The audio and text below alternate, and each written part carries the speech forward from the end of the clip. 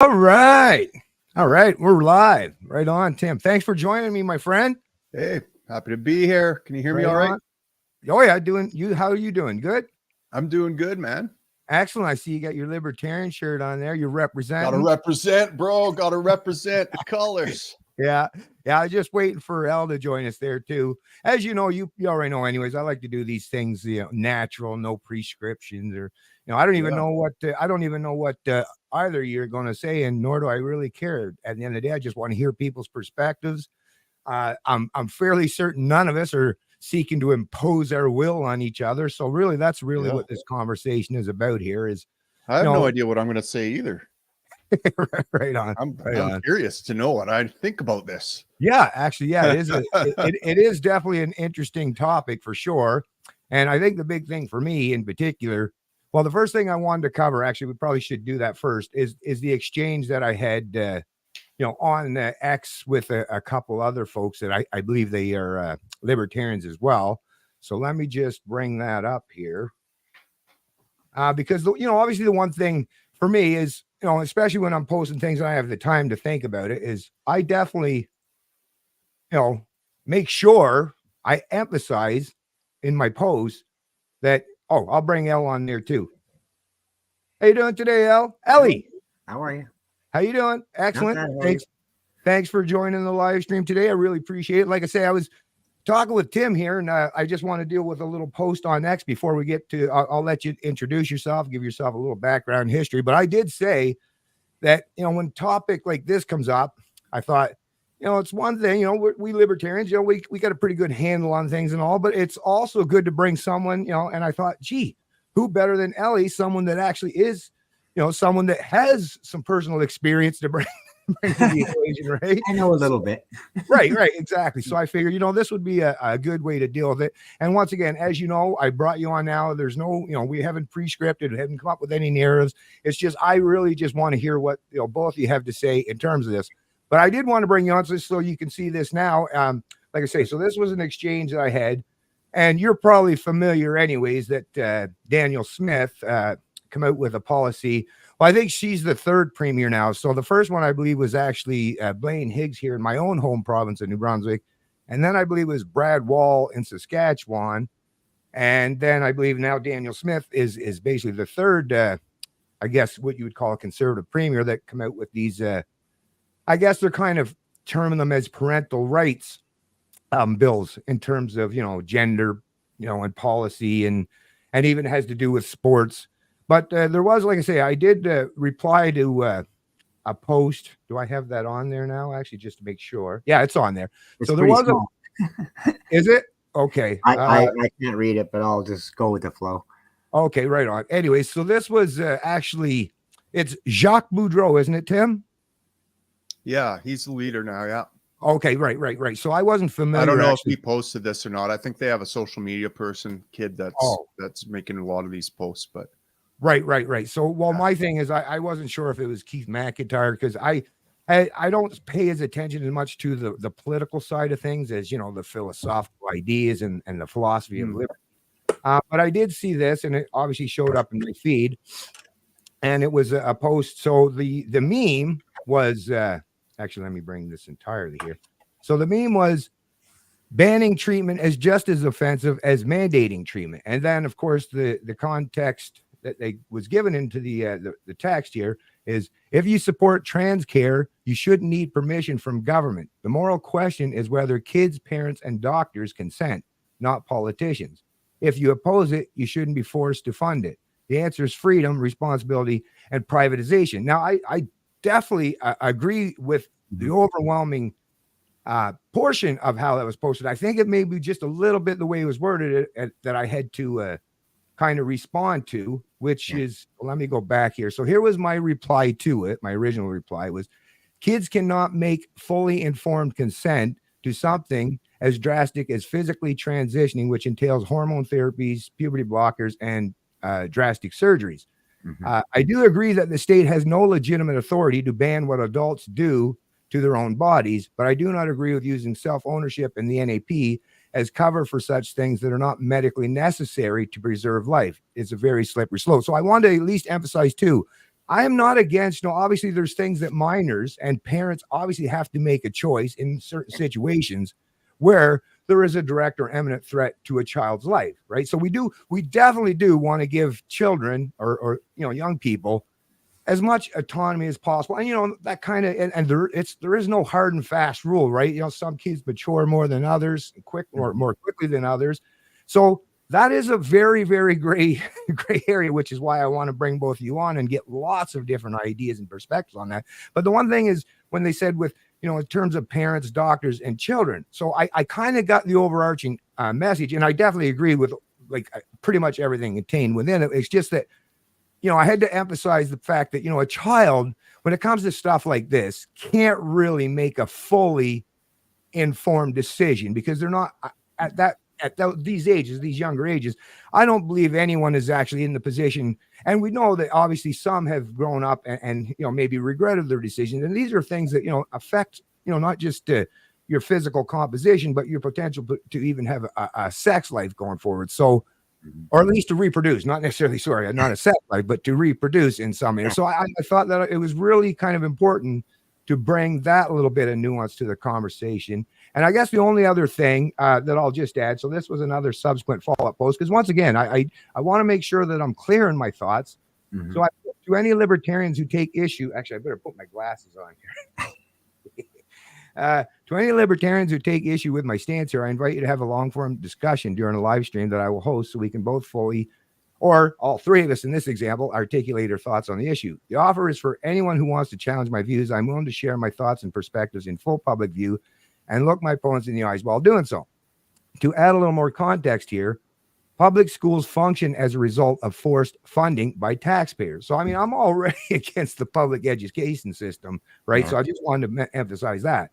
I am against public schools for that reason and many other reasons, including the indoctrination into the cult of statism for very early ages. And, you, Tim, as a libertarian, understand that this is actually probably one of the major reasons why we have so many issues, that people are constantly worried about whether the state is going to intervene in their lives. If the state was at least minimized to the point where it wasn't such a threat to all of our lives, no matter which side of this you or what area you fall on there, that would definitely lower the amount of divisions because people wouldn't be overly as concerned as they are now. Well, Bennett, it's even more than that. It's informing this whole discussion, right? Like where you at are on this issue is like, what do you want the state to do about this, right? Mm-hmm. And so the side that is against transitioning minors take the statist view that the state ought to do something about that. Right. The side that is in favor of letting kids do what they want and express their identity how they want is in favor of the state providing all the resources to do that. So they're both come from a statist position. And so the challenge here is, how do libertarians get involved in this debate? And like all debates, it's like, if you're not in favor of the government banning something, well, then you must be in favor of that, right? Like if you don't want a war on drugs, well, you must want my kid to smoke fentanyl. Well, no, there's a more nuanced position to take here, right? Yeah. And of course, it's public education that lays the framework to keep our whole discussion well within the statist paradigm, well within the confines of the plantation, to help us avoid noticing that we're on a plantation. That's kind of the libertarian take here. But yeah, good point there, Tim. So anyways, let me just finish this off here. So in a libertarian world, these bastions of conformity and indoctrination would cease to exist. However, most people, that's the thing. We libertarians, obviously, we have high ideals, and this is the kind of world that we would like to live in, obviously, is people put down the proverbial gun and stop, which is a government, right? And stop using that against each other. Anyways, however, most people aren't libertarians, and we have to recognize that, and will use the power of the state and mob rule to impose their will on each other, which creates hostility, animosity, and division where there need not be. Statism is a double-edged sword that will cut anyone who wishes to yield its power. In spite of this, I must say that the policy put forth by Danielle Smith's government seems very reasonable and does not appear anti-trans, hostile towards individuals or the trans community in any way. And that was the point that I was trying to emphasize here. Once again, I'm not pro-state on either of this. I wish it was just family members, communities, maybe neighbors, friends, other like these are the people that should be actively involved in these children's lives and helping to, explain these things, properly articulate their thoughts, and maybe even such thing as psychologists or people in fields that are specialized in these things. But the minute you bring the state involved, which this is like I'm saying, it is happening. It has happened. And all I wanted to point out was I read through the policies, and we'll get to that even because I'll have them all here in an article, so it lays it out in its entirety. All I was suggesting, because based on the reaction was from the people that want to be the loudest voices that claim to be the representatives of the trans community, was that this was just the way that the reaction was from most of these people, in particular politicians, those in the media, some from academia, was that Danielle Smith was basically getting ready to fire up the ovens or something. It was just unbelievable. So I just wanted to point out, and that's all I was saying. It wasn't, once again, I gave enough context here to show that I'm not saying that government should be involved in any way, but I was just, based on the policies, it seemed at least it was reasonable. Now, of course, when it comes to as libertarians, and I know Tim's going to go with this part too, is the economics of it, right? Don't force me or other people to provide for either side of this thing in terms of the economics of it. But anyways, that was kind of, like I say, the overarching point. And I will just mention this too, although let me bring this off, was the gentleman that replied to me. Let me go back here. What was his name? So this Marco, so you guys can still see that, right? So this now, like I say, I pointed out that, once again, I'm not advocating for the state. There's nothing in any of my comments or my replies that I don't know how you could perceive that. But this Marco LaPena, and I just wanted to emphasize, you are literally asking the state to use force to prevent people from carrying out voluntary actions who are not under duress. Now, obviously, that's not what I was doing. And that kind of bothers me when people don't at least take the time. And I get it. We get, emotionally involved in stuff like this, especially when you're talking about children. But I wanted to point out there was nowhere. And of course I asked, can you bring up anywhere that you, and I know, of course, no one has been able to bring or quote anywhere where I was advocating for the state. But this is the thing. And this is where we libertarians have to kind of emphasize is, we have high ideals. We wish the state weren't involved, but no. And it's not that I'm advocating. I don't expect that either of you are going to be advocating for state intervention. I don't know that for certain, but we have to deal with the reality that exists, not the reality we wish to exist. So anyways, I'll bring that off there. Actually, I think, yeah, already that's off. So anyways, in light of that, and we'll deal with, like I say, all that and much, much more. But I did want to give Elle here because lots of my viewers are already very familiar with Tim Moen. We've had lots of conversation. Elle, it's been a while. It's definitely been a little while since we've had any interaction or engagement. I did take a kind of extended break there a few years ago where I kind of lost touch with a bunch of people. But anyways, I just want you, Elle, to introduce yourself, give us a little background, and kind of go from there. Okay, well, my name's Elle Rossetti. I'm a reverse trans activist, and I will explain that in a minute. I run several channels, the main one being on Rumble. It's called Truth Inc. I cover all different topics, political, transgender, LGBT, comedy. I do all different. I like to keep it fresh. And basically, I'm just a truther. I'm a Canadian truther, and I'm a transitioned female. I had my surgery 2.5 years ago. Okay. And I feel what I'm seeing is becoming unhinged to the point where Danielle Smith, God bless her heart, had to stand up and do what she did. Like, she actually, I don't think she even wanted to do that. Personally, she had to do that because no one's taking a real stand against this agenda that's being pushed by we know who. And if more premiers don't take control of their provinces, a lot of harm is going to be done. Myself, I'm just going to make it known right off the bat, I'm against any child being transitioned in any way, shape, or form, other than identifying. If a child is transgender, okay, there's a lot of us transgenders who just identified as who we were. We just were who we were. Right. And we took the abuse from society. It was just at that time, back in the 70s and 80s, that's the way it was. Right. Now, it seems like it's ultra cool to push this on children. They are giving them puberty blockers as young as 9 years old. Those are very dangerous. And they actually they sterilize most people that take them. The fact that they're prepping kids at 13 or 14 to have mastectomies and all this, look, it's too much. I think the minimum age for any form of medical intervention with the trans community and the trans clients should be at 18 minimum, because your body has to not only go through puberty, but you have to mature mentally. And you don't actually even really mature until you're 25 years old. Some after that. So we're really crossing boundaries when we're giving young children these options of walking into something, like you said, Bennett.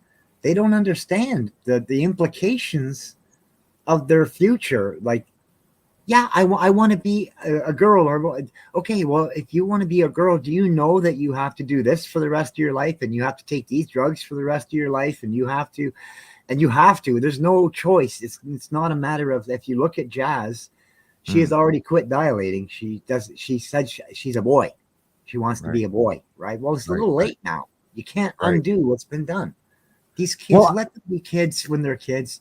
Let them grow into adults, and let them make their own minds up, like we did back in the 70s. We got through okay. None of, there was no trans genocide then. Why is there one now? It's a guilt trip. They're trying to guilt trip anyone who disagrees with the movement. They'll look for anything you say in any conversation that they can pick and attack, and then they'll get all their buddies to pick and attack it. It's an intimidation process. I watch them do it on Twitter and Facebook and TikTok constantly. Right. Well, let me just respond to what you said, because I want to make sure that anyone that's viewing this live stream, that we want to cover all the bases. So you said, in terms of understanding all the things that they will have to do for the rest of their lives. Now, I will just point out here that, I believe that, a lot of these, before these surgeries do take place and stuff, or these hormone therapies or puberty blockers, I do believe that that is part of it. But once again, even if there is some well-informed, well-intentioned adult individual that explains that to a child or a younger person that's under, like you say, around the age 8, that's not an adult anymore, even if they agree to it, then once again, it's that thing. We've all made a lot of we might have thought these were great ideas when we were kids, but as we grow and become adults, that might very well change. And that's why I think it's wise, and it's nice to hear you take that perspective, is even if they did say as a child that, it's something that they were willing to do, are they going to regret that decision going forward? And actually, there was one other thing, and then I'll let Tim get to respond to this, is you mentioned about the 70s and 80s. And actually, that's one of the things I had written down here, is what strikes me today, and you were kind of getting to that as well, is in the 70s, I put down, as someone who grew up in the 70s and 80s, none of this stuff was a major issue, and it wasn't thrown in our face. Now, I remember, come on, I mean, we're all familiar with Boy George or Motley Crue or Poison. These are men that, my goodness, they look very, very much like, but because it wasn't presented as the cultural drivers, the people that were producing the music, the movies, nobody was thrown in your face. It was just part of the culture, and I found very, very few people. Of course, you could always find some small subsect of society that might take issue with it. But the overwhelming majority of the people when I was growing up, boys or girls, were like, who cares, right? It's whatever. You do you, I do me, which I think was a beautiful, beautiful thing. Whereas, like you were kind of alluding to earlier, now it's presented as this wedge, this most divisive issue where it's you got to pick one side or the other, or you're a Nazi, or you just want to groom children, right? That's a problem. Anyways, let's listen to Tim here and see what his thoughts are on this so far here. Sure. Well, I appreciate your perspective there, Elle. It's nice to hear someone that's actually got lived experience here weigh in on this, and I share your guys' concern about what's happening to kids. And I'm concerned about circumcision. I think that's irreversible. It produces irreversible sexual dysfunction in a lot of ways, right? Decreasing nerve endings and stuff. And so I guess the question here is, what role does the state have in protecting kids from these types of things? Plastic surgeries, circumcisions, gender transitions, all the things that parents might consent on the kid's behalf to have done, or even push the kid into. And what are the long-term ramifications? Like, is this actually going to solve a problem that we see in society, or is it going to add fuel to the fire? And my concern here is, I mean, I share your perspective here, Bennett. In a lot of ways, I really dig what Danielle Smith is doing on many fronts, including this one. I think, especially in private life, it's the right perspective to have. I mean, I would want to know what my kid was up to at school. Right. If they were, expressing themselves differently at school than they are at home. I'd want to protect my daughters and not have them, exposed to male genitalia in their sports leagues and different things like that. Certainly. Here's my concern with what's going on with this. Wokeism is a byproduct of statism. It emerges from statism. I can make a long kind of argument about that. And when we resort to statism to solve a problem that statism is causing, I worry that we're setting ourselves up for failure. We may gain a little bit of ground right now, only to concede it to the enemy. Like, now that we've said, look, it's only reasonable that the state protect these kids from this crazy idea of mutilating their genitals. What's to stop the left from, when they take power, saying, okay, circumcision is banned now by that very logic, and we're now in charge of your kids' genitals from here on out. And we've got all this scientific literature that says, by the way, they ought to transition. So, this is what concerns me. Now, I'm not exactly sure what's been gained by this policy. As far as I understood it, you couldn't get these surgeries in Alberta before the age of 18. Now it's 17, according to this legislation. I think it's 19 in BC. So it seems to me that and if you'll notice in that same announcement, Danielle Smith said she's recruiting, trans surgeons to come to Alberta. So why wouldn't Alberta now become a destination for teens age 17 plus to get this surgery, kind of like Quebec has gotten? On top of that, we now have a hugely animated left that is pushing back hard against this and rallying quite a bit of public support. Hey, Tim, actually, before you continue on, because I just wanted to cover what you actually said there. So I wanted to know about that as well. And fortunately, this was in the National Post. So just for clarification purposes, now, bottom surgeries, you're correct. But from what I gather here, and this is, like I say, I'll post a link to this in the description. So there is surgeries that do take place. Now, of the 4,071 visits in total involving gender affirming mastectomies or breast reduction reported since 2018, 602 involved youth 18 and under. Of those, 303 involved teens 17 and younger, and the youngest was age 14. So anyways, like I say, I just want to point out that, just so that we're being 100% clear on things, that obviously it is pretty rare in a population of 40 million people. But apparently it is something that does happen. Now, the bottom one seems to be, less. So also what they classify gender affirming care. I mean, breast reduction could be done for medical reasons, right? Right. Like, there's for sure girls that have giant boobs that just want to get them reduced a little bit. That for sure. That's gender affirming. Someone has an injury or has some kind of malformation or needs some kind of cosmetic augmentation.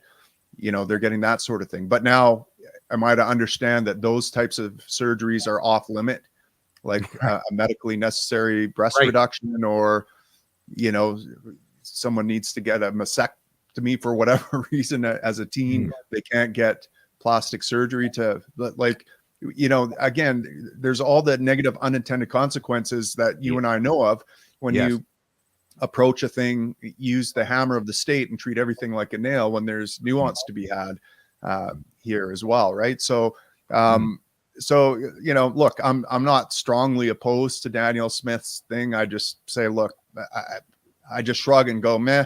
I don't know if you've actually done anything, and you might have made the situation worse in the long term. Right.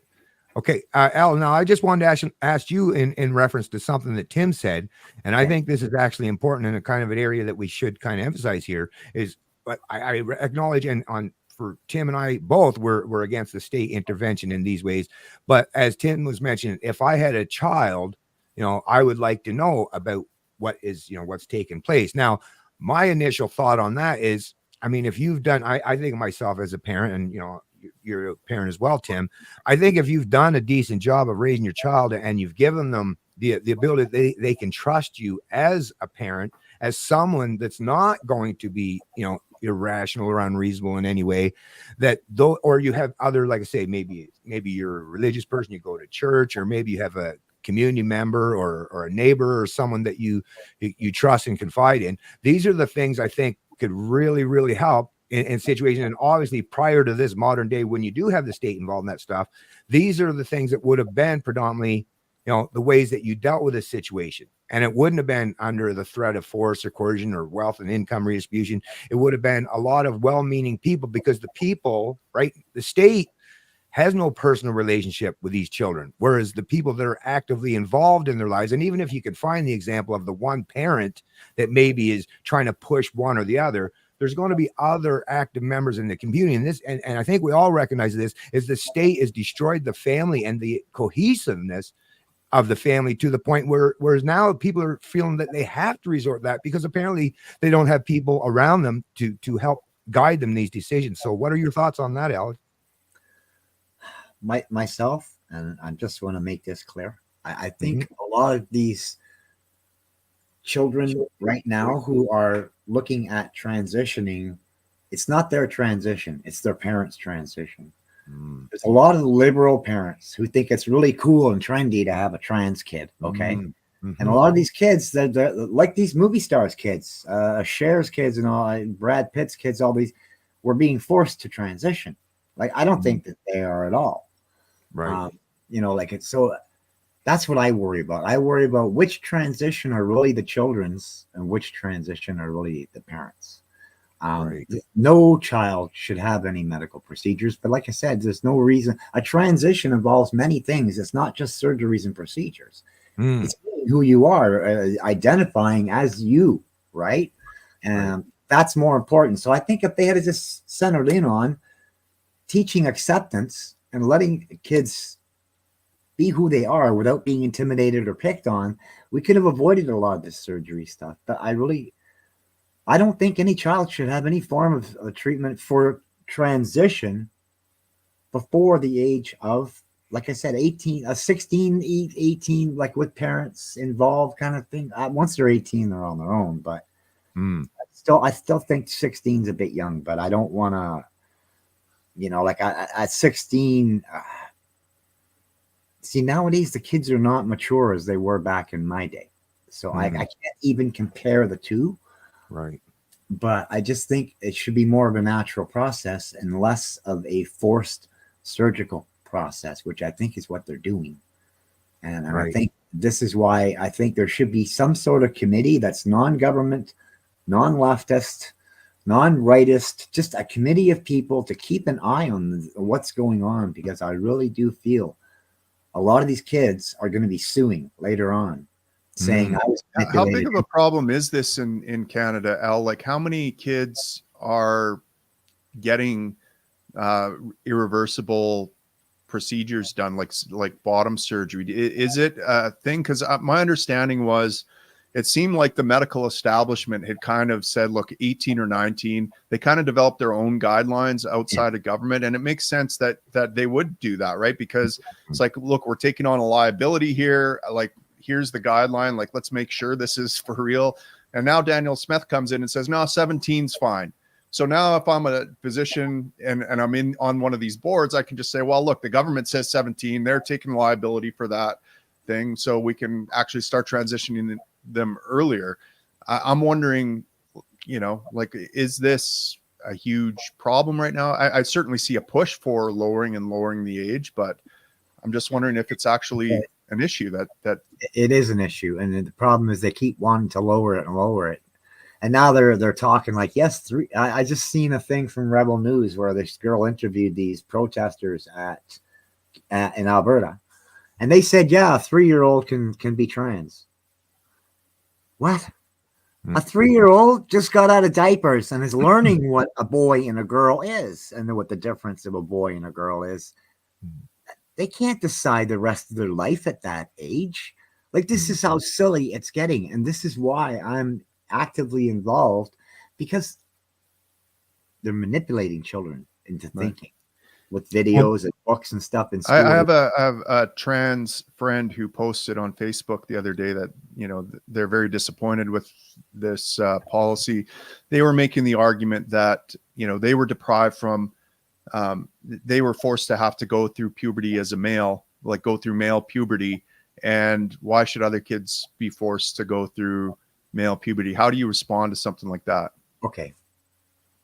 We have to go through puberty. Puberty decides who you are physically, emotionally, sexually, and mentally. All the aspects of your life are decided during puberty. I went through puberty, and I'm glad I did. I would not have wanted to have surgeries and stuff done before I went. The whole common sense angle of things has changed, and now they're just free for all. Do what you want to do. If you want to have your baby that's just been born and have his wiener snipped off, like, go for it. Like, no, this has gone too far. And I think we need some kind of governing body. And what I think is a bunch of actual transgender transitioned people to kind of watch over, because we are the only ones who know what's involved and what they're looking at, what these little children are being walked into without really realizing that there's procedures you have to do for the rest of your life, and drugs you have to take for the rest of your life, and things you will have to put up with, like hate and intimidation, for the rest of your life. They're being made to think that their life's going to get better if they transition. Their life will get better if they center in on who they are inside and worry less about outside. If there's a real problem, then they can identify as whoever they are until they are of age to do it. I think Danielle Smith threw them a bone when she moved that 17 goalpost, simply because she didn't want to look like a totalitarian. She's like, she agrees, like at that age, 17, 18 kind of thing, you're in the area where you can decide that kind of thing. You're almost an adult in society's eyes. So I think she just moved the goalpost back because maybe she thought it wasn't fair, but she stopped the puberty blockers with the kids. And this is what I'm most happy about, because that's what's doing the most damage. If a child is talked into transitioning, and maybe 4 or 5 years later, right before that time, they decide, I'm really not transgender, and I kind of like to back out of doing this. Okay. They can never procreate again. Everything in their life will go back to normal, but they may have missed part of their puberty, which you cannot rewind and redo. And they will never procreate because they are now sterile. So their life is screwed up. Even though they didn't transition, their life's still screwed up because of those puberty blockers. This is what I fear. Right. Well, I did just want to mention there, Elle, because you're making some great points there, and really appreciate once again having you on here in order to bring this kind of perspective to it, because I could never do it justice as someone that don't have that lived experience myself. But like you were saying, and of course, the whole state involvement thing, where I would say it's a terrible thing that the state has to get involved in this, but I want to also, because we're hyper focused on, and I'm glad we are to a certain degree, hyper focused on these particular issues in terms of the surgery and the hormone therapy. But what you're kind of alluding to, Elle, and both of you, I'd like to get your response to this, is we also have enough, those of us that are thinking individuals, critical thinking individuals, is we know that this, if you step back far enough from this, we know that there is definitely, from certain people, mind you, now hashtag not all, of course, but there is definitely an agenda, kind of a push for things that was never ever present when any of us were growing up. So once again, I will emphasize that I can't pretend to know the answer for every single individual, nor would I ever choose to want to be placed in that position where I would never want to be in Danielle Smith's position. I'll tell you that, where I am making, which is why I'm not a politician. I never played one on TV. I don't want to ever be placed in the position where I'm dictating or determining these things, because I think at the individual level, at the family level, these are the things that at the community level where these have to be dealt with.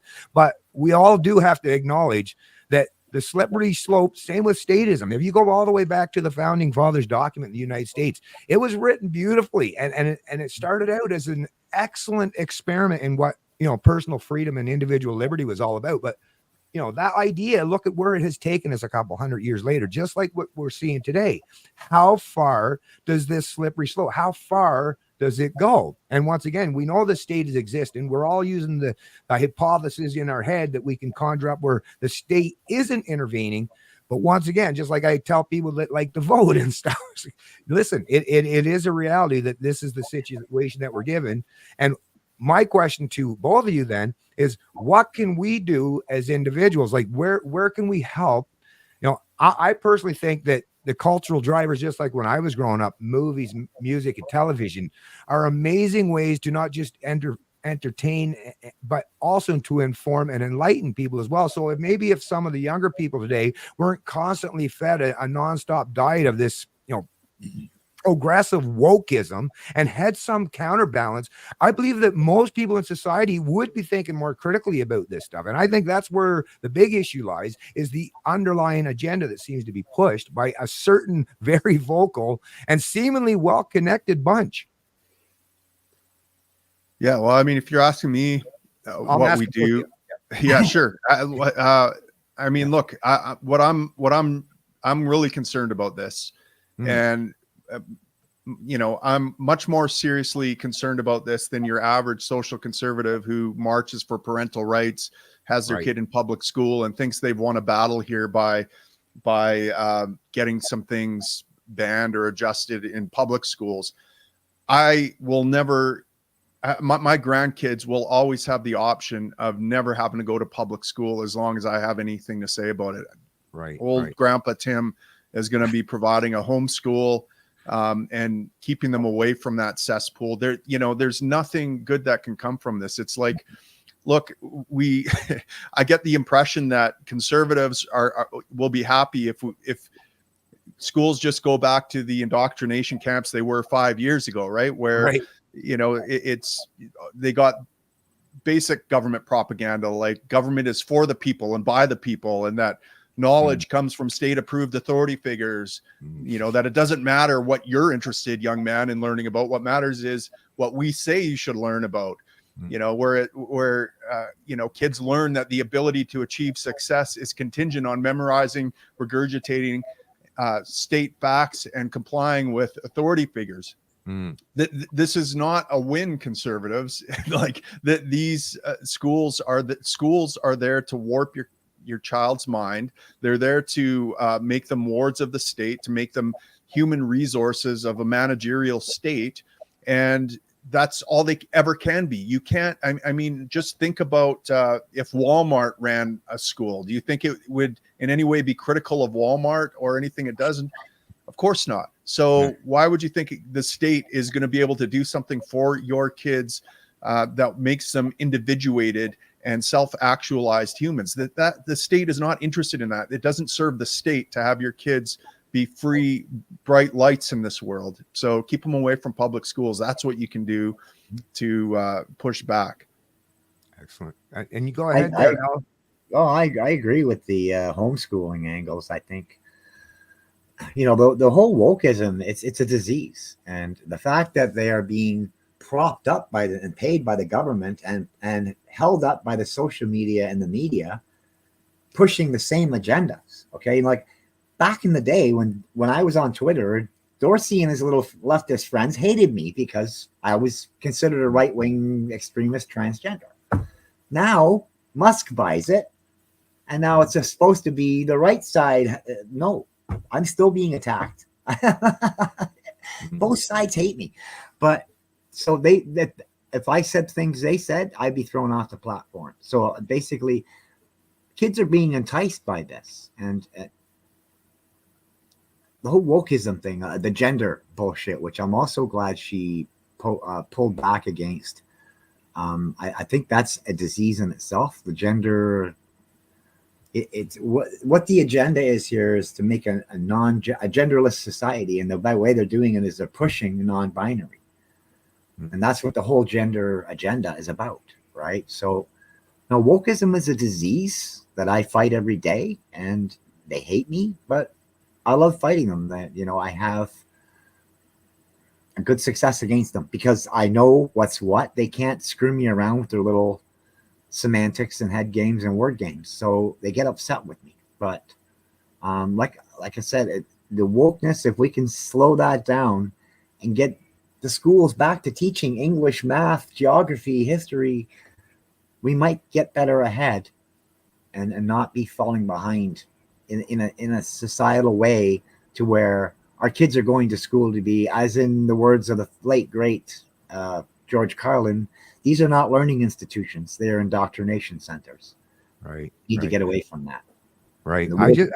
I just wanted to mention too, now this may be or may not be, depending on, I guess, your perspective, considered a bit of a controversial view. I'm not sure. Anyways, I'm just going to throw it out there. But I can't help but think another part of me is, you know, the overemphasis and the amount of time and effort that, like I say, those in the media or those the woke activists that are placing this, it almost comes across to me in some way. And once again, not to diminish people like yourself or anyone else that has had to undergo this stuff. And like I can't even imagine. But it kind of, in some way, to me, seems like this is some serious first world problems we're having here, right? Yeah. Like when you get to the point where that's what's driving you, and I'm not saying even like the people that are like yourself, people like yourself who actually are the ones that are going through that themselves. But think about all the activists that aren't actually people themselves who are doing this. They're just doing this out of some, I don't know, sense of virtue signaling. And I would imagine a lot of them are people that actually themselves are not the ones, mm-hmm. A lot of, like you were even alluding to earlier, a lot of very, wealthy or well-to-do, progressive women in particular, right? that seem to be just, there's nothing else. I mean, I can come up with, just off the top of my head, probably a couple dozen things that I think are really, really, really important in terms of the things that are affecting our lives these days, right? In terms of, and almost every single one of them have to do with the state and the fact that people use the state these days, and they actually believe that it's okay, that it's legitimate to use the proverbial gun in the room to constantly, use it to batter their opponents over the head or to impose their will on each other. Like if you could just reach out to these activists, and regardless of what side of the political spectrum or what area they line with themselves with, is can we at least step back away from constantly using force? Can we do what me and Elle and Tim are doing? Can we just sit down and have a conversation? And this is another thing that highly frustrates me, is the people, and particularly mostly the left, but I'm sure if the right were the ones that were dominating and ruling things these days, right, I'm sure it'd be the opposite way. So trust me, I'm not picking either sides here, but it really infuriates me, the fact that I can get you to come on and have a conversation with me.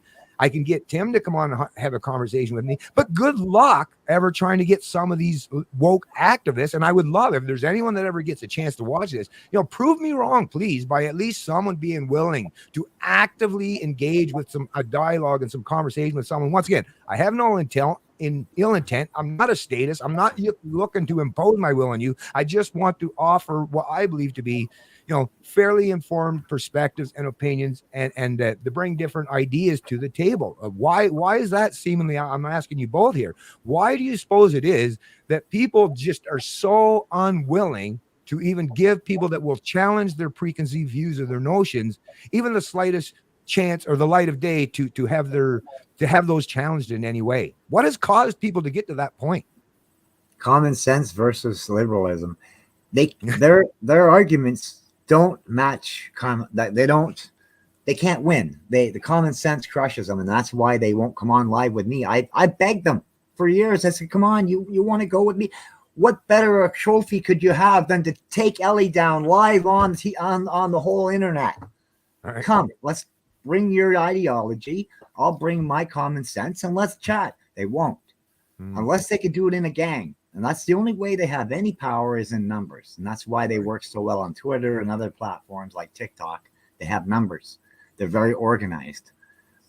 They will never one-on-one come and conversate in a common sense way like I do, because they're not common sense. They're paid actors. Right. Why is that, you think, Tim? Why do you? Well, I mean, I don't know. I have some theories. One of them is, you know, a lot of this is animated by a sort of toxic feminine spirit, right? And look, if you've ever had an argument with your wife about the toilet seat, and you try to engage in logic and rationality about what position that toilet seat should be in, you're losing the argument, right? I mean, this isn't about logic and rationality. This is about, she has feelings and she wants to feel considered. And that is really what argument is on. Want to fall into the toilet, Tim. Well, fair enough. But you know, look, I don't want to piss on the toilet seat, so leave it up, right? Exactly. I mean, we could go back and forth and argue the merits and the logic of it, but at the end of the day, what she wants to feel is taken care of and considered, and that's why she would like the toilet seat down. And so I have to meet her need there. So if I want to engage in a relationship with her, I can't engage in a back and forth debate where one side's going to win and one side's going to lose. I have to figure out a way to meet her where she's at and figure out what really the unspoken need is here. But I think what we have here is that sort of feminine spirit, but in a toxic way where you know, it's the devouring mother spirit, so to speak, if you look at Jung or something like that. So these people aren't interested in logic and reason. I mean, one of the things, I don't know if you've followed any of Jonathan Haidt's work about political personalities, but he talks about the libertarian personality, right? There's a personality traits that determine essentially what camp you fall in. Libertarians have a very specific one that isn't liberal or conservative. We are very high in systems thinking, right? We're low on thinking emotionally but we're very high on logic. He calls it hyper masculine thinking, right? And so, you know, we're up here engaged in hyper masculine thinking, and these folks are engaged in a feminine dialogue of caring and nurturing and feeling and, you know, loving and openness and no borders, and like, I want to take care of everyone. And we're speaking a completely different language than them. We're speaking past each other. And so, you know, I would contend that until we can learn to talk with each other and actually connect, we're not going to get anywhere. It's just going to be more divisiveness, and increasingly so. And most of the types of conversations we like to engage in as, you know, hyper masculine thinkers, you and I go back and forth tit for tat. And at the end of the day, one of us makes a better argument. We're like, oh, great. Okay. You changed my mind. Right. Because that's how we think. But that, you know, that kind of thing challenges the very identity of these people. And so they cling even harder to their identity, and they don't want to be challenged, their identity to be challenged. So they avoid those kinds of conversations altogether. Yeah. You know what, Tim, I got to commend you. I'll let you reply there too, Al, but I just want to mention, Tim, I got to commend you on the fact that you're willing to touch that third rail. And, you know, this is what I mean. This is the kind of people I like to engage and interact with, is people who are willing to say those things that would be, you know, highly controversial, or most people wouldn't even want to talk to. And I think, and Al, I want you to respond to this. I think this is a major issue that Tim touched on, is everything is set up, no matter what part of what aspect of our social or economic lives in terms of politics, the way it's set up, it is drawn on that, say, Republican, you know, Democrat, liberal, conservative. It is drawn on pitting the male, like what's predominantly typically male oriented line of reason and logic and all that stuff, and the female that are much more, you know, about emotional and nurturing and stuff. And it is, and this is the part I think that's most disturbing about this, is because no matter who you are, we all have to recognize, for our species to exist, to thrive, is there has to be, you know, the male or the female. Now, which way you want to play that, and some people don't want to. That's right. It's Bennett. It's the masculine and feminine. You know, right now they're at war with each other because of statism, and it's becoming more divisive. And you know, but what we want. But if you look at any family unit, healthy family unit, those are complementary energies. You need the masculine, right? You need that protect the borders, gather resources for the family, enforce boundaries. That's where your mom starts and you stop, mister. You don't cross that line. External threat vigilance. That's the masculine tendency. And that also happens to map over what the right tends to care about, right? Mm-hmm. What does the feminine care about in a healthy family? They care about nurturing the least of these, encouraging sharing, caretaking the family environment. Yes, I appreciate my wife for doing that. I love the fact that she does that. That doesn't make us enemies. That makes us lovers. That makes us complementary people building a life together. And so, but if you look at all levels of society, right down from the family up to the government, it is a war of masculine and femininity, and it's a zero-sum game, and one's going to lose and one's going to win, and we have to figure out a way to eject from that. Yeah. What are your thoughts on that, Elle? Well, the one thing I wanted to touch on was what Tim had mentioned about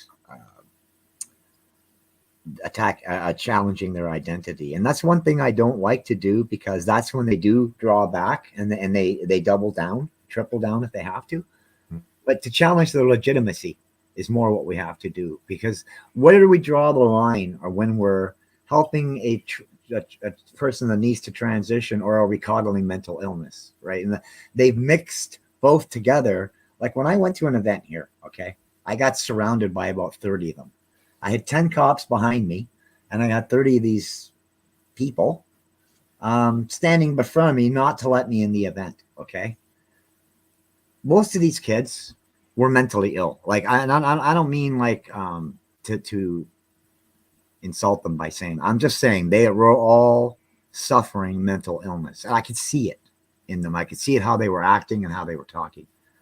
So when do we draw the line of you're coddling someone's mental illness, instead of saying, okay, well, let's get you to a psychiatrist and extensive sessions with a psychiatrist to find out if you are transgender or not. The doctors are just feeding into it. Oh, okay, you're trans. You want your. Yeah, they're scared because their professions are on the line. Their licenses are being held in front of them, going, "Well, you do this, or we're yanking your license." So they're afraid. So the doctors are just going along with this. Okay, so and they're not looking deeper, like depression. Depression we caused by a lot of things. Yet the first go-to now is, oh, you're gender dysphoria. That's why you're depressed. No, what? Like, we need more structure in what's going on. But like I said, as far as challenging the left to debates, the only way you're going to do that is if you can get them in a setting where it's an attack-free zone. Neither side attacks either side or their ideology, whatever. It's got to be neutral, and you will have very few that will actually attend, and they probably won't stay long because they're protecting an agenda that makes no sense, and they can't back it up. This is why you'll never get them live. I've tried for years. So the hopes on doing that to Bennett are slim to none. If you can do it, power to you, because I've tried and tried and tried. They won't. Well, here's the thing. Say, look, I'll be nice. I won't call you names or nothing. Well, come on. We'll try. Right. No, you're a right-wing extremist. Yeah. Well, here's the thing. The Aryan Brotherhood just was here for dinner last night. They were all sitting around, my skinhead buddies. Come on. Yeah. Right. Well, I'm glad you brought up the mental health issue, because this is the other area where even myself, I'm having a really, really difficult time trying to put all these pieces of the puzzle together, by sheer fact that, once again, if you step back and think about what the left or the woke or these progressives are focused on. I mean, I watched a video. Now, I'm sure it might have been taken out of context, but the words that came out of this woman's mouth was basically she was going to leave, I think, this particular state down in the United States because of the fact that state, once again, the conservatives in that state had used the power and might of the state to, intervene in the whole abortion issue. And this woman was saying, like, more or less, like, the question was posed to her, like, even up to the 40th week. And basically, well, if I can't, if I'm restricted in any way in terms of the abortion, and then when you think about, the mental health issue in terms of MAID, right? And the fact that it's, to me, I'm having a hard time, and maybe one of you or both of you can help answer this for me, is Okay, I get the feminine versus the masculine. I get all that, and you can definitely see some of that in it.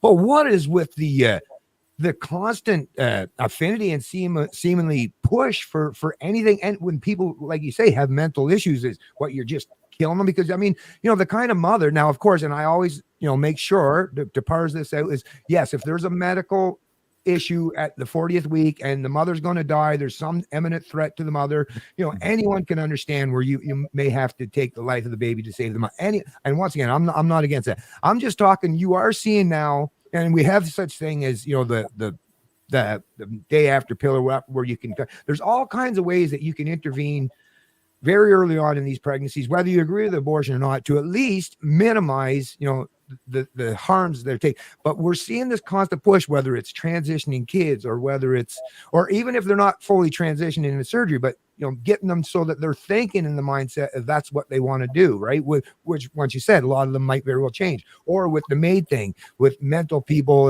are now just saying, well, I guess there's no hope for me, no help for me, so I just want to end my life. And the state's, I guess, more than willing right there, at least the proponents of that. And once again, if this is the effeminate, which I can't imagine that it's not, so that I think that area maybe, and tell me if I'm right or wrong, there is maybe not necessarily the feminine or the masculine there, but just the fact that this power and having the state and constantly using the state as your means to an end, it's causing people to be quite sociopathic or having sociopathic tendencies because they look, it could very, I mean, look, I haven't thought very deeply about this, but I was listening to a podcast the other day. The guy was talking about how I think it's a huge percentage. It might even be close to 50%, or maybe it was somewhere between 25 and 50% of adult women in the US are on SSRIs right now. Right.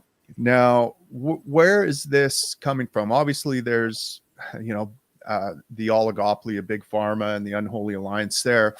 But also there's I have to wonder if, again, this is part of the disconnection of the masculine and feminine. So what happens when you are married to a woman who is unhappy and keeps pushing the boundaries and wanting more and more and more, and I won't be happy until I get this, and I won't be happy till I get that, and you get men that just kind of let them do that. Does that woman get happier the more she gets and the further she pushes the boundaries, or does she get more depressed? So I kind of feel it's like we've lost any kind of masculine pushback to any of this stuff. I mean, women have replaced men with the state. The state is now their husband, right? They don't need men. I mean, if they do get married, the man, the women, I think 70% of the time, the marriage is dissolved by the woman in the case of divorce. And it's not hard to figure out why that is. It's because the state will make the man a resource object for them. In the event of that, they'll get all the love and the kids, and the man will be, but is this making the woman happier? No, it's taking them out of, so when you see this push for more and more and more, and it's creating more and more unhappiness and depression, I look at all these things that are occurring as a way of externally solving an internal wound in the feminine or something like that. And so, and the ultimate fix is death, right? It's lethal injection by the state. And so that's kind of just my initial reflexive answer to that question. What do you think, Ellie? Well, okay. A lot was said there. I'm trying to ask, what do you, I think masculinity was attacked quite badly, to the point where men have stepped back and just said, what the fuck, right? Right. And I'm sorry for the language. I have okay. disease. That's fine. I stood up against that when that was going on, simply because there's no such thing as toxic masculinity. Right. Okay, yeah, maybe if it's your basic chauvinism isn't even really toxic masculinity. It's toxic social behavior. The only toxic masculinity are like misogynists, like true misogynists. And any man can be called a misogynist if he disagrees with certain women's, and I'm talking like more so feminists or people in the LGBT's views. their toxic masculinity, right? And if you're not a soy boy with a little bun by the water cooler, then you're not it, right? Right. And that's the Well, kind of society they're trying to push. And I think the more that we promote masculinity as a good thing, it's kind of going to help balance the scales a bit. Well, let me ask you then, Ellie, because actually this is interesting. And like I say, I really would like to get your perspective here, because obviously me and Tim both, and as the traditional, the male and taking on the traditional male role models and the more masculine, both guys like to work out, and Tim's a firefighter and stuff.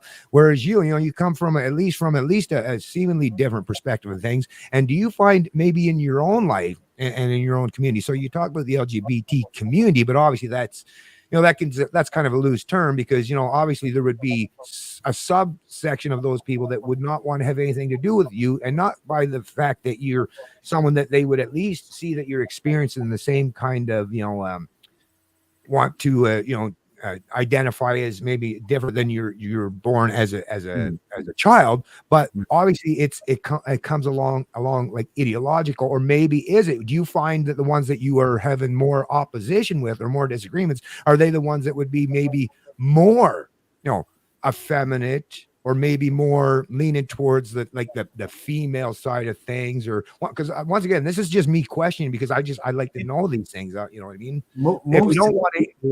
Most of the people who attack me are the left. So they identify lefts, right? Yeah, they are pushing feminism, but the fake feminism, not the feminine. Like feminism back in the 70s was way different from what it is now. For sure, yeah. And basically, they are pushing that because they're paid to. They don't truly believe it. They're just pushing, and that's why they can't come on and talk about it. They don't believe it, and they know they can't defend it. Right. Basically, it's a fine line. Well, is it actually, instead of, maybe I didn't quite phrase that right, because once again, I'm just thinking on the fly here, but maybe it's actually more, maybe less so the masculine and feminine, but maybe are they more people that would be predisposed to being trying to impose their will, maybe a more of an authoritarian mindset? Is there anything that you see in there? Oh yeah, definitely. Like it's like I said, they're pushing agendas, and they'll do it any way they have to, and they'll attack anyone they have to. I don't think they truly believe men are toxic or masculine. Right. They'd have to look at themselves as well, because a lot of those guys that are pushing that are guys, right? Right. They get upset with me because I'm no longer part of that community. I'm no longer part of the trans community. Look, I moved on. I'm now a trans woman. I'm transitioned. Yep. But I still care about the legitimate transgender people going through that community that I went through. And so I do fight for them. And I see the left propping up all their mental illnesses and all their insecurities, which isn't helping any, because it's screwing everything up. So would you consider yourself, Ellie, actually, this is another question. So would you consider yourself, and whereas I'm a libertarian, and I've never had a bad conversation with you in the past. We seem to get along nicely, and stuff, even if we don't ever necessarily agree on everything. So would you consider yourself maybe more aligned with people who are individualistic and you deal with people more at the individual level, as opposed to a lot of the people that maybe are opponents to you, or opponents to even people like myself, that they're more of have the collectivist mindset, that you have to either fit in with us, or you have to be sacrificed for what we believe in, kind of mentality. Oh yeah, no, definitely the individualist, because they're the ones that hold the most common sense. Right. You got a group of hyped up people. They're just gonna push the hype. You can't sit them down and go, okay, just relax, let's talk, calm down, have a Snickers. You're being crazy. And so, no, I do. I'll always conversate better with the individuals who can look at things in a common sense light.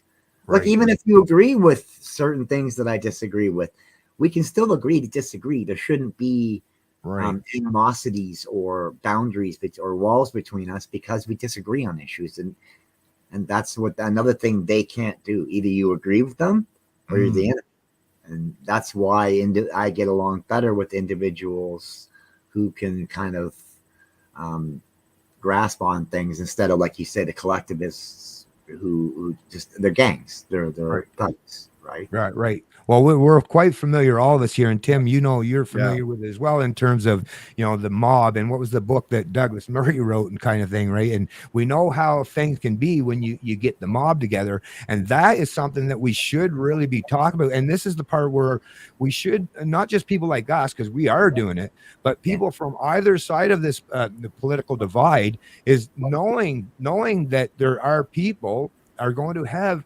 differences in the way they want to, live their lives or do things throughout their social and economic lives. I mean, the importance of denying the madness of the crowd, because once again, all of us here, we're kind of tweaking the ideas, we're bringing them out in a different time and using different platforms and media, but these are not new ideas, the whole idea and the concept, because it was the religious right, historically back in the day, who were the collectivists, the authoritarian collectivists, who wanted to impose their will on, especially when I was growing up, the only people that I can even think of that might have been completely against, like gay people it was the ultra orthodox religious people that would consider themselves conservatives. Yeah. But this is the part where, once again, I really have a hard time, and maybe Tim can kind of help me a little bit with this, is how is it that everyone out there from the right, left aren't recognizing that, okay, this whole experiment with mob rule, which is, democracy, sounds good in theory, right? The majority rule, until you're in the minority. Obviously, the people come up with democracy, the ones that, go all the way back to Greece, were the ones that were the mob, right? You weren't obviously not representing the minority when you were thinking that mob rule, or if you get the plurality. And in Canada, as we know, we're not even talking about based on our first past the post system in terms of like the 50+1%. We know with that system, I mean, Trudeau, and even if he doesn't get the majority, well, all you need is someone like Jagmeet Singh to say, oh, that's all right, I got your back, where these political parties can now join forces and basically rule as the king. Like Trudeau can basically do whatever he wants because he has, the backing. So to me, and like I say, this is a question for both of you, and I'll let Tim start first, is how are we going to get to the point where these people, do they have to suffer even much, much more, apparently quite a bit more, for people to say, okay, you know what, maybe there's a better way of doing things than constantly using the state against their opponents? Yeah, I don't know. I think suffering is the only thing. I mean, we look at, we got the president we would like in Argentina right now, Javi Milei. How did he come to power? Well, through lots of wailing and gnashing of teeth and suffering of the people, right? 200% inflation for decades. Coupled with him preaching the gospel of liberty for a decade, a couple times a week on national TV to make people see. So, I mean, I wish that weren't the case, but I see no evidence to the contrary. Like, we haven't even begun to start suffering yet. But conservatives continually, I mean, it's like they continually go to Satan to solve their problems for them, right? It's like Satan is causing all this shit, and we need Satan to, and now he's promising to fix it with the wave of his wand. He'll take care of all the problems that he created, and conservatives keep going to him and say, yeah, Satan, please just fix this for us. Oh, thank you, Satan. And and then things get worse, and they are left there scratching their heads, and they're quite often blaming libertarians. This is your fault. Pardon? How? Like, you keep talking about freedom, and it's too much freedom that's causing this. What? Are you crazy? Maybe we should take a look in the mirror there first and see how you're maybe complicit in this. But I don't know what the answer is, but I think it's going to require a lot more suffering and a lot more proselytizing from people like us. Did you have anything you wanted to share on that, Al? Or I think it's hard to decide that, because actually the state's the ones pulling all the strings here. They're moving us all around on the board like little chessmen, and that's what a lot of people are failing to realize, is that this is a paid assault. They have, basically, Trudeau over 3 years invested $243 million into the LGBT. Why would he invest that much money to security for the parades? Like, give me a break. So people aren't really realizing the real facts here. This is all a government game. And it doesn't matter if Pierre gets in next week. The game's going to continue. It might continue with a different angle, but it will continue, and he will still prop up the locusts. So all 5 parties are the same party because they all sold out to the globalists. What we need is a party that's never had power before. Maybe a libertarians, maybe PPC, maybe VC. Well, I mean, part of the problem, though, I think, Elle, it's even worse than that. The problem is they've sold out to the people. You know what I mean? Like, it's the people that are demanding this stuff. They have outsourced all their personal responsibility to the state, and that's how they like it. They don't want to take any personal responsibility for themselves. And so if you're a Pierre Poilievre and you are kind of have to hold your nose and implement these policies or platforms to get elected, well, then that's what you have to do. I mean, that's the only way you're going to get elected. A guy like me or even Maxime Bernier is never going to get elected as with the people we have in Canada, because they don't want the ramifications of that. They don't want to take any personal responsibility. They want to outsource that to the cultural state. problem. What So you it's got to realize really a cultural problem. the left is a very small population of Canada. It's just because the people on the so-called right, there is no such thing as a right. The only right we have are these Aryan brotherhoods and all this. So anyone who's not left is considered the right. Okay, so most of the population is just sitting down dumbfounded right now. They don't know how to fight or what to do. So the left, a very small group of people, along with the government and the media and social media to control things, look like this big force. It looks like they're unstoppable. We just need to poke that one finger in that one hole and get that dike spouting, which has started already. Okay, and now they're starting to eat their own. You're going to see that over the next while. What do you think these provinces turning on the federal government is? They're starting to eat their own and say, no, we can't keep going with this. This has to stop. Yeah, I think that's exactly what Danielle Smith did. I don't think it's specifically that she's a bad person and doesn't like trans people. I think she likes all the people. She's just trying to make everything copacetic. It's hard to do when you got that many. I think Danielle is kind of maybe a pragmatic libertarian, right? In that she understands, look, or she's of the belief that, look, in order to create the kind of libertarian changes I'd like to see in society, I need to get in power. What do I need to do to get in power and stay in power? Well, that's a calculation that requires violating a lot of libertarian principles, unfortunately. So I don't think it's a very viable strategy in the long run, but I'm certainly glad she's in there and not someone who's like a hardcore statist or something like that. But unfortunately, what I see demanded by the population, by the people, for people to stay in power, they're getting sick of this leftist woke shit, right? They're getting tired of all the ridiculousness, that this 50-year-old biological male competing against teenage girls in swim meets. They see stories like that and they're like, what the fuck? And they want the government, because they're statists, the people are statists, they want the government to solve this problem. And so we're just swinging from one extreme to the next is my worry. Usually when things get bad, people don't beg for liberty. They don't beg for the government to do less. They beg for the government to fix the fucking problem. And we want a hard right-wing authoritarian in there. So we're just going to swing from one extreme to the next. And until things get so bad that, some collapses or something. I guess that's the hope in the future, is that eventually this all comes crashing down. But I don't know.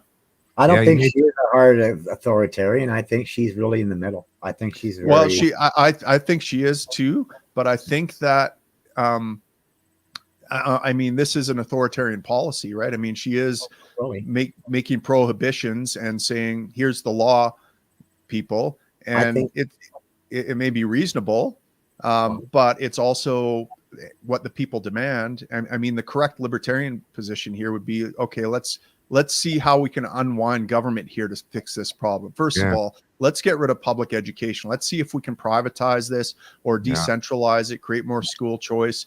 Let people choose the kind of schools more that their kids are going to go to. Let's defund some of this stuff and make it more in the private realm. Let's, stop issuing a approved curriculum that involves all this progressive nonsense, and let schools compete on their own merits and see which schools are graduating the most productive kids in society. Is it the woke progressive schools, or is it the soup and nuts, do your arithmetic and learn how to solve problems in the world schools, right? It's that double-edged sword. See what works and what works better. But now, because we're not even addressing the root of the problem, all we're doing is layering more rules on top of rules to fix the unintended consequences of the previous rules. And we're going to see future administrations, try to solve the unintended consequences of Danielle Smith's rules that she just put. And God forbid if we ever get a leftist back in there, which is highly possible, because Danielle Smith, by implementing this, is highly animating the left here. Don't be surprised to see a left-wing government come in there and start mandating, prohibiting religious communities from circumcising their kids or doing things like that, by using the same logic that conservatives use. We've seen it over and over again that conservatives will use some logic to violate individual rights or parental rights, and then the left will use that same cudgel and on steroids to do the same thing, but in the opposite direction. We're creating the instrument by which our enemy will gut us in a lot of ways. It's that double-edged sword, right? That's the thing with the people on the left who've been yielding it for so long. And to me, that the overreaction, what I'm perceiving is someone that's kind of sitting on the sidelines, right? Not actively trying to use the state to impose my will on anyone. Is I'm seeing that the left have been like swinging that thing around and pointing it in the direction of their opponents on the right, this whole left-right thing. And what it is they're really up in arms now that they're recognizing that, shoot, my opponents now they've got that sword in their hands, and they're more than willing, showing now that they're willing to now, quite meekly, I will just point out in comparison to how it could be, right? Because we all know how crazy things can get, or how authoritarian the right can be, if pushed far enough. But once again, and in terms of the left-right thing, which I think is definitely the wrong way of looking at it, the authoritarian versus libertarian seems much more apt, because it's because both sides can go either in that. But what you were talking even earlier in terms of the left, Ellie, here's the thing in terms of calling everyone right. Well, and I forget who to actually attribute this quote to, so I'll just paraphrase here, was more or less, when you're that far, when your stance and your opinions and your perspectives and on all these issues are so far to the left, then literally everybody is basically far right or on the right. And I think that's the area where now there is no seemingly center ground or right. It's just that, like you were saying, Ellie, I mean, the conservatives, I mean, they've changed their names a little bit, but progressives, conservatives, like that's an oxymoron to begin with. Right? Yeah. But They're liberal light. That's what they are. Right. So that's what I've noticed pretty much most of my adult life is conservatives. Where the heck are these actual conservatives in Canada, right? I haven't seen that. Like Malice said, they're progressives driving the speed limit, right? If you want to know what the conservative platform is, just look at whatever the liberal platform was 10 years ago. Yeah. Now, I just want to just bring up one more thing here, because we didn't cover this, and I did actually want to cover this part, because as we know, it was the same idea as I've quit all of my vices. I don't smoke weed anymore. I don't drink anymore. I quit smoking cigarettes. It's like I got to find another vice somewhere. But anyways, nicotine, buddy, nicotine. That's where it's at. Well, no, I quit that stuff even longer. Good for you, but anyway, so we all know that even with this banning of these things, we all know that where there's a will, there is a way, right? So even when weed. Well, here's what's going to happen, Bennett. Here's what's going to happen. The left will trot out some fringe case of someone being harmed by these policies. Maybe a teenage girl with lower back issues because she has giant tits can't get her breasts reduced because we've now banned top surgery, which includes, I guess, any plastic surgery, right? And they're going to say, look at how these conservatives are ruining, and most reasonable people would be like, well, yeah, that's kind of dumb. Like, why can't we leave this up to parents to decide, right? Like, why is the state inserting itself in the parent-child relationship? And they're going to get a lot of sympathy for that from people. And, I see this as emboldening the left, right? And we see this all the time, right? Like the left has been pushing people to the right for a long time, but we're now going to start to see the right, and as they get more power, pushing people back over to the left. We see a little bit, like you can see it in this whole Super Bowl stuff with Taylor Swift, right? People losing their minds about Taylor Swift and blah, blah, blah. And, you know, it's all right-wing people that are losing their mind about it. And, you know, because Travis Kelce is a shill for big pharma and stuff like that.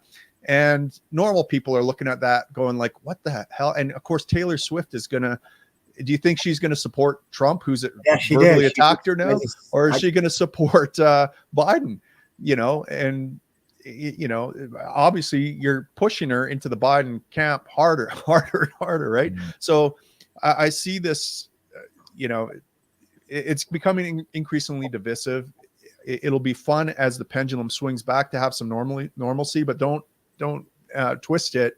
This is still statism. We're going to go to the right pretty hard, and it's going to be statist, and it's going to push a lot of people back to the left. And, you know, we see this over time, right? The state will grow. It grows a little bit less under conservatives, then fast, and then a little bit, but it's never wound back. There's no one actually doing the work to wind back the state in any meaningful way at all, including Danielle Smith. I mean, I don't see any repeal of any government policy or platform or budget. She actually added a bunch, right? She's actually added now. She's going to make Albertans pay for a lot of these. Well, this is what you have to do if you want to stay in power. She's playing that game, and power to her. I'd rather have her than someone else in there. But I don't believe that strategy is going to get us anywhere. In fact, I think the state's only going to continue to grow despite Danielle Smith being in power and despite her wishes. You know, she's not the king or the queen of Alberta. She can't just make things happen. She has to play a political calculus that keeps her in power, and that means spending more money and appeasing the left and doing things that, you know, and not doing anything to jeopardize government programs, you know, or anything. So what I'm wondering is like how does the law read exactly? Because I didn't see it as her banning all top surgery. Here, actually, yeah, I'll bring that actually on there actually, because I did have that lined up here. And then after we deal this though, I just want the last thing where I was kind of going with the Tim thing, and we'll deal with that after. Is like I say, does this stuff, by making some of this stuff illegal, does it end up ultimately pushing it underground, right? I mean, because you got to remember, like people that, you know, are determined to do these things or to have these things happen to their kids will still attempt to try it. Just like I say, even when marijuana was illegal, it was still very much something that was prevalent. Right? So here, I'll read the policy here. Okay. Throw the glasses back on here. So here's exactly what the policies are. So the measure being proposed are top and bottom surgeries will be banned for minors age 17 and under. Doctors say bottom surgeries aren't performed on youth and top surgeries are rare. Puberty blockers and hormone therapies for gender affirmation will not be permitted for children under age 15 and under. Youths age 16 and 17 will be permitted to start hormone therapies for gender affirmation as long as they are deemed mature enough and have parental, physician, and psychologist approval. Parental notification and consent will be required for a school to alter the name or pronouns of any child age 15 and under. Students who are 16 or 17 won't need permission, but schools will need to let the parents know first. I'll just say first off, in terms of prevent people from using names, like good luck on that one. But anyways, parents will have to opt in their children every time a teacher plans to teach about gender identity, sexual orientation, or sexuality. Alberta law currently requires parental notification and gives them the option to opt students out. I believe how she's setting it where you have to opt in now. I believe that's how it's going to be done now going forward under that policy when it's implemented. All third-party teaching materials on gender identity, sexual orientation, or sexuality will need to be approved in advance by the education ministry. And last, transgender women will be banned from competing in women's sports leagues. Smith said the government will work with leagues to set up co-ed or gender-neutral divisions or sports. So we have the intermingling of sports and government. Congrats, I guess. Yeah. Like, you know, if I want to run a private sports league, am I banned from doing that? Or, you know, do I have to get government approval to, I don't know. I mean, I don't see how this solves any problem. Like, first of all, any kid from a good conservative household, you know, are their parents ever going to get a phone call saying, hey, your kid's identifying as blah, blah, blah? No, they're not likely. Is any kid from a progressive, single blue-haired liberal mom household, do any of them give a fuck what their kids identify with at school? In fact, they're probably encouraging their kid to identify, you know, in some unique way. So I'm a little bit actually, Tim, I will just say, actually, the one area where I can say, because in the younger years, and especially in particular your teenage years, which we're covering a lot here, is that I can actually imagine that this is actually probably a real thing where, especially if you're like very, very conservative parents, right? Like, you know, the whole idea in terms of being too conservative, where the kids actually just as an act of rebellion, right? Sure. Right. So I can actually see where. Well, yeah, and I mean, what's a bigger act of rebellion against old conservative mummy Danielle Smith than I'm going to get my dick chopped off just to spite you. I don't even want to do it, but I'm just gonna have to now. I mean, they need to rewrite or re-clarify some of those, because she's saying no top and bottom surgeries for children under 17 or something. That did not exclude medical emergencies or like, so if someone's getting a bad back, I mean, the devil will be in the details. But I mean, you could imagine some elective surgeries that might be medically beneficial but not medically necessary or something like that. Well, I will just point out for anyone that's watching this that as far as I know, this actually isn't implemented in terms of actually being legislated as of yet. I believe these are just the talking points of the you know, it looks like and it's likely going to be a number of a policy suite, right? It's not going to be one piece of legislation because it covers so much ground. I mean, there's sporting, there's school, there's healthcare, there's all sorts of things involved here, right? But you know, it does raise another issue too, Bennett, which is what I thought we'd be just talking a little bit more about today, which is parental rights, and where does another person or the state have the right to interfere with what you're doing with your child? Like what's the line that we would consider abuse where you or I would step in? Is that stepping in beneficial to the child? How is it beneficial to the child? Do we have to take full custody of that child if we step in and interfere in what that parent, you know, that sort of thing is kind of what I thought. I had a debate with Walter Block a few years ago about spanking. I remember that. Right? Yeah. And I argued that spanking violates libertarian principle of non-aggression. And he argued that it didn't. And at the end, I realized where our disagreement was Walter Block thought that because I think spanking violates libertarian principle, that then the state or some other governmental agency ought to interfere in the parent-child relationship, which I don't. I think that actually would do more harm in most cases than, but I also think that as parents, we're never perfect, and we probably violate the kids' rights in some way on a fairly regular basis. And at what point do we step in and say, no, you shall not violate that right? Now, I could certainly get on board with medically transitioning a child or puberty blockers as a preteen. That would violate the child's right. You know, they can't consent, but neither can a parent consent for them. You can't have sex with that child because they can't consent, and they could never consent, and no one can consent on their behalf for them to have sex. That's a rights violation. So, but we could see where the somewhere between circumcision and gender reassignment, things get a little murky. And at what point do you or I have the right to step in? And as libertarians, we would say, if you or I don't have the right to step in as individuals, then the state certainly doesn't have that right. Where did it get that right from? Right. So that I think that's an interesting question to have. Yeah, and my response to that, I think, and that's once again, we have to deal with the reality of the fact that the state does exist. But in all those situations, I can't even perceive of there ever being an answer that would be applicable to every individual situation, right?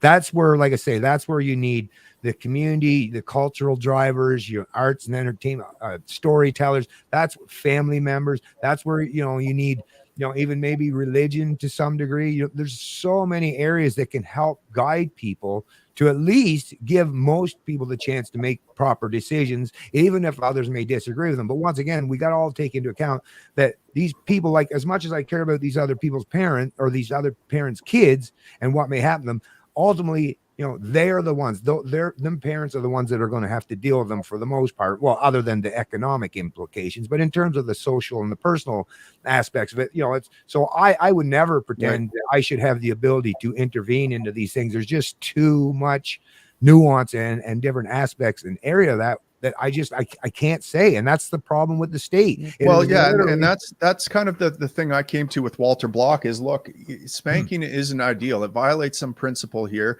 It's not beneficial to the kid. It's harmful, and this isn't to say to be a permissive parent and never use force and protect your kid from dangerous things. It's to say that after the fact, to inflict pain makes no sense on any level, and it's only damaging the kid. So don't do it. But is the right way to use force on that parent, point a gun at them and say, thou shalt not? Or is it to provide some sort of education, to do some sort of outreach? You could imagine in a stateless society where you're governed by maybe insurance companies kind of provide incentives for different modes of being, right? So, if you are a peaceful parent and you can prove that to your insurance company somehow, then you get drastically lower rates, because these kids are likely to be healthier. They're likely to cost less money in the long run. They're far less likely to engage in crime or to be statists, which would be very costly to society. And so you could imagine much cheaper insurance rates, and that would over time incentivize more peaceful parenting just in and of itself, let alone. But we're dealing in a statist paradigm now where everything is looked through the lens of force. When can I point a gun at parents? Yeah. Is it when they're going through puberty blockers? Is it when they're circumcising their kid? Is it when they're spanking their kids? Is it when they're doing unnecessary cosmetic surgery, like a butt lift or a nose job on a kid, or go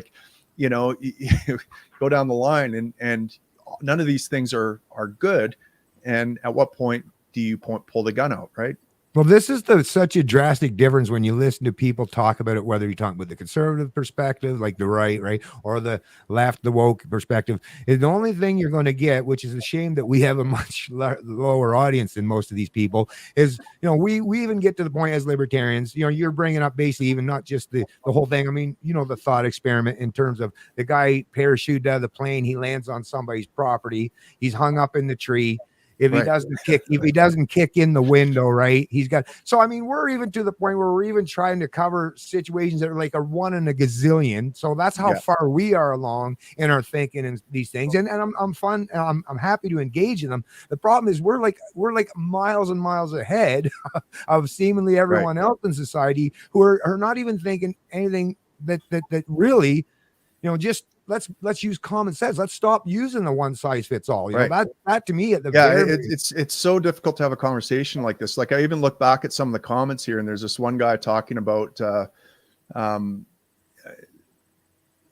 we're just a bunch of we're gonna stop this podcast, eat Doritos and masturbate, and we're a bunch of sick fucks and blah blah blah. Like, he has no idea what we're talking about. But as soon as you start discussing this, like, immediately binary brain goes into like, which side are they on? Oh, obviously they're on the left side of the equation. They're on the woke side because we have a trans woman on this podcast, and we're even talking about this issue, and we want to cut the dicks off kids and blah blah blah, right? I mean, it's just such a charged conversation that we can't, so the goal would be to have more nuanced conversations like this and talk about actual solutions to these problems rather than feeding the very monster that's creating the problem, in my mind. But do you have anything you want to add there, Ellie?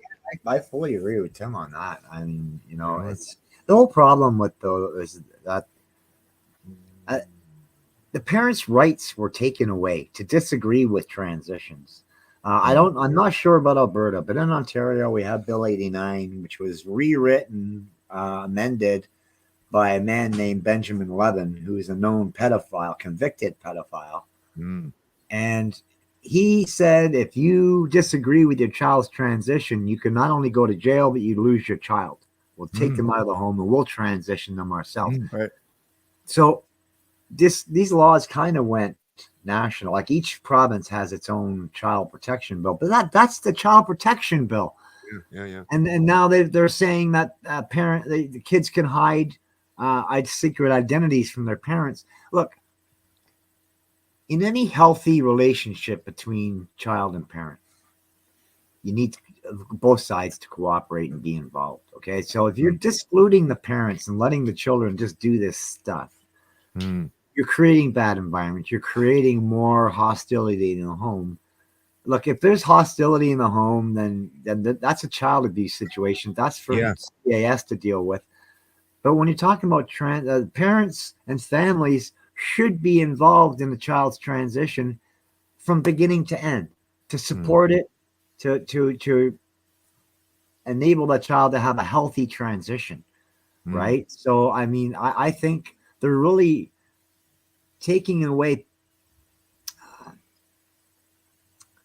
They're taking away from the kids by banning the parents out of the procedure and just allowing the schools to do it. And you'll notice, Elle, that the whole political discussion here is about banning the kids on both, or banning the parents on both sides, right?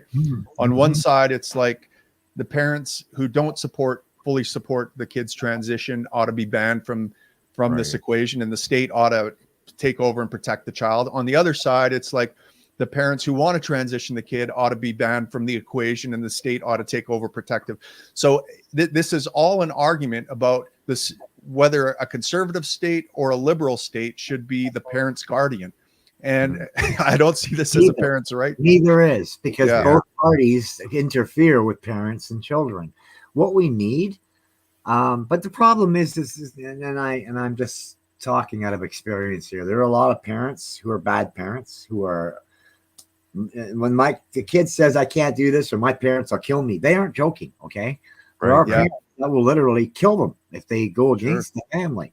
So I mean, those kind of homes should be dealt with on a child abuse level, not anything to do with transitioning level. That's a whole different thing. Absolutely. I just feel that most parents have been taken out of the equation, and that's hurting the situations more, because I think the child would benefit the transition a lot more if they had the family involved. Yeah. Well, and I like what you said too earlier, Elle, about how, you know, it would be nice to have like a consultation body made up of trans folk that have gone through this, can tell the kid the reality of the situation. Like, this is what you're in for if this is the life you want. And I have to think that the approach would be much more conservative in terms of you know, gender dysphoria and transitioning and different things like that, if that were the case. I just think we need to get the politicals of it and let's see it as common sense. Okay. Not libertarian or conservative or liberal. Right.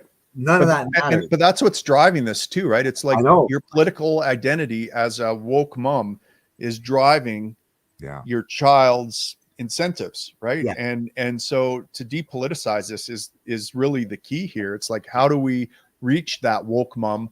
I could, because let's say you ban certain things from that woke mom's ability, right?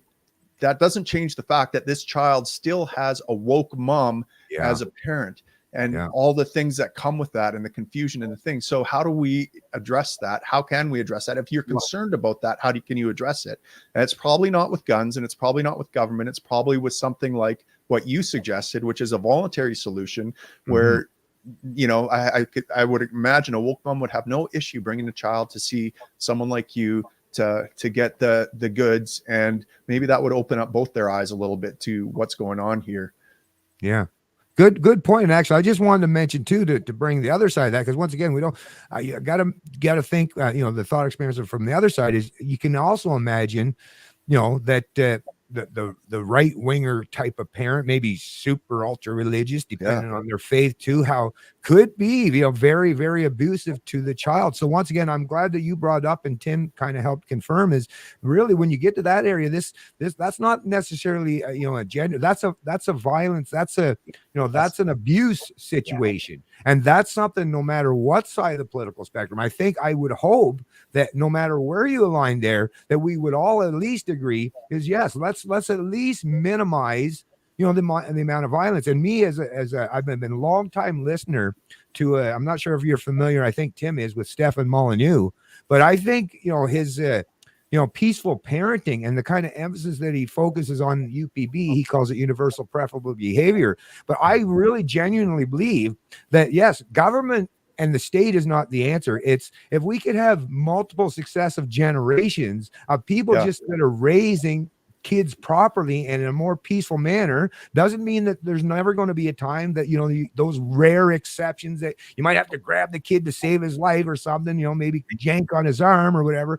But if we could at least, let's just focus, if all these people, like I say, as the woman, right, as the female perspective, the nurturer, right, or the male perspective that wants to be the protector and provider, from both sides, at the very least, can we not at least come together and figure out how can we minimize the amount of violence that is imposed or threats thereof? Because at the very top level from the state, everything is about imposition and threats of violence and force and theft and coercion. So that, like I say, for people that think they're all about big government or want to use government, maybe if they had the proper mirror held up and see, well, all you're doing, you are helping to create by sustaining or helping support the rise of the state and big government, is those right wingers that you loathe so much, because once again, there's that double-edged sword where they're going to turn around and use that against you. So let's at least do what we can do to minimize the amount of violence, in particular for the kids, right? In particular for the kids. Go ahead. Funny, well, you had mentioned addressing, how do we address the woke mom? And I think we can't. Like you said, she's going to be woke no matter what, and it's her right to be that way. She doesn't have to believe in anyone else's views. I think the best way to deal with this is to let families be involved with the child's transition. They're going to see those children transitioning in healthy ways, whereas other families who are conflicted and fighting, and they're not going to have that successful of a transition. And I think that's going to be the bar for kind of breaking that woke mentality, because they're going to realize that they're more self-destructive than they are right destructive, right? Like, you know what I mean? Like, they're not really getting ahead, they're falling behind they're tripping over their own feet. If you had a family that was involved with the child's transition right from the beginning, and without puberty blockers and all that, but encouraging them to be who they are and such until that such time as that say 17, then when they can get their estrogen and all this kind of stuff or whatever drug, that those transitions will be the healthiest, because the child has the family at their side. Yeah. When I can attest a transition done by yourself is very lonely. Right. And I can tell you that firsthand. But I think less children will be going through a lot less conflict if more families were allowed to be involved in the transition and not being blocked out by the state and the school. Right. Well, I think we've pretty much covered this topic as well as I think we possibly could, given the circumstances and the fact that, once again, we're just three people that actually want to engage in this kind of dialogue, as far as I'm concerned, and to at least even if it is a minority of people, but at least to offer people something other than this constant, left versus right. And I'm just going to tell you, it's my way or the highway, no matter which side it comes from. And this is something, like I say, whatever amount of people do get to see it, at the end of the day, that kind of knowledge is power. And Tim and Ellie and myself, we all know the only thing that has ever helped us to improve the way we think about things is by having our preconceived notions or premises challenged. And I'm appreciative that all of you folks, even though we seem to agree on a lot of things, I believe you've all brought something unique to the conversation and caused me to think a whole lot more about this stuff. And like I say, I hope more and more of these conversations can take place. And now, like I say, we'll tie this one up, but I'll just give a chance for both of you to just say any final words before we do. Go ahead, Tim. Sure. Well, I would just have I guess a cautionary message to conservatives out there that are thinking about using the state to do this. We see the problems occurring in family right now. We see an epidemic of fatherless kids and the consequences of that, with increased unwanted pregnancy and abortion. We see increased rates of drug abuse. We see increased rates of criminality. This wokeism, I suspect, isn't disconnected from that as well.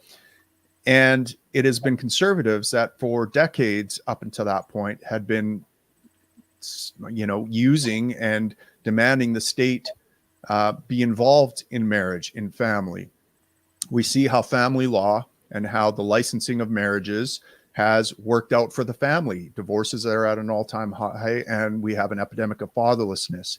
And so this idea that we need to use the state as a tool to impose a moral order or to protect a moral order or culture is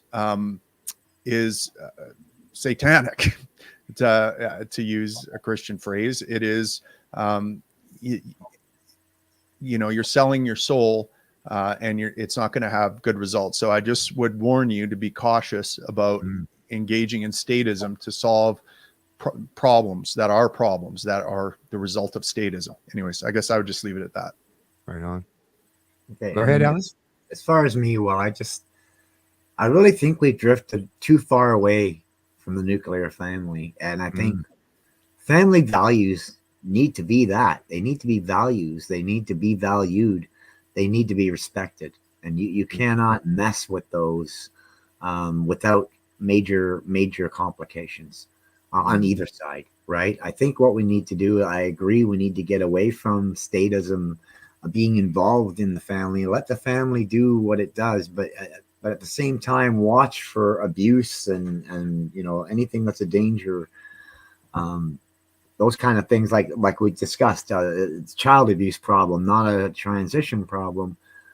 Those kind of things need to be, yes, those need state involved or whoever involved. But I think we need to get the state out of the family's business. I mean, the state needs to start realizing that a family's closeness, it breeds better societies. Like when you have families that are close and like I said, look at us now.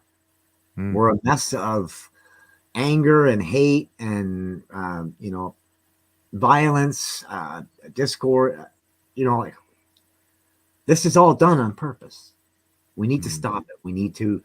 There needs to be a timeout on all sides, any sides or whatever side you think you're from or whatever. And we need to do exactly what Bennett said is to start discussing things on a reasonable and common sense level.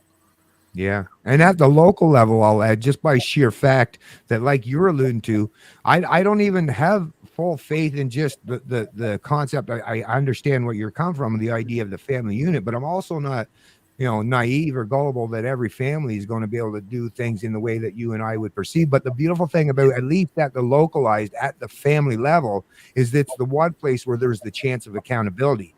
The minute the state is involved, then you lack accountability entirely, right? There's not the person to hold responsible. It's the state or the politician, which come and go, and the legislation may change. But at the local level, at the family level, at the community level, we have a much, much better chance of holding each other to account for our actions or inactions or the things that we do to each other. Right. So anyways, like I say, I really appreciate you guys coming on and do this. I think it was a really important topic and subject matter that hopefully some people are other than ourselves are covering and giving people alternative perspectives to think about these things. Because I believe at the end of the day, that's our way out. Other than, yes, we might have to go through a lot of pain, but the way out is the right ideas and the fact that people have to be willing to engage, right? You can walk away, you can fight, or you can sit down and talk. And I'm glad that you two have agreed to have the conversation, which means we're leading by example. So have a great day, you folks. I really appreciate it. This is a Canadian Libertarian, and I love liberty.